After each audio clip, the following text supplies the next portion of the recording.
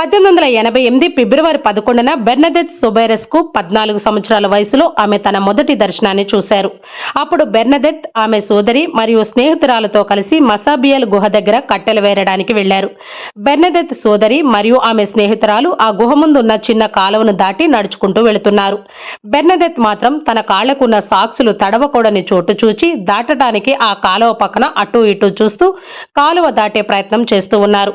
కానీ ఎటు చూసినా కాళ్లకు బూట్లు సాక్సులు తడిచేలాగానే ఉన్నాయి. దానితో చేసేదేమీ లేక ఒక చోట కూర్చొని కాళ్లకున్న బూట్లు విప్పుతూ ఉన్నారు. అంతలో గాలి పెద్ద శబ్దంతో వచ్చింది. ఆమె బూట్లు విప్పడం ఆపి అటు ఇటు చూసింది. ఏమీ కదల్లేదు. కానీ అక్కడే ఉన్న గుహలో ఒక గులాబీ చెట్టు ఉంది. ఆ గులాబీ పూలు మాత్రం కదిలాయి. చీకటిగా ఉన్న ఆ గుహలో నుండి దగదగా మెరిసే కాంతితో వర్ణించడానికి సాధ్యం కాని తెల్లని వస్త్రాలు ధరించిన ఒక స్త్రీ 16 లేక 17 సంవత్సరాల వయసు ఉంటుంది. తెల్లని అంగీతో పాటు నడుముకు నీలిరంగు పట్టి కట్టుకొని ఉంది. ఆమె తలపై ఒక తెల్లని ముసుగు వస్త్రం వెనుకకు వేలాడుతూ ఉంది. ఎటువంటి చెప్పులు వేసుకోలేదు. ఒక్కో పాదం దగ్గర ఒక్కొక్క గులాబీ పుష్పం వికసించి ఉంది. ఆమె చేతిలో బంగారు గొలుసుకు తెల్లని పూసల గల జపమాల ఉంది.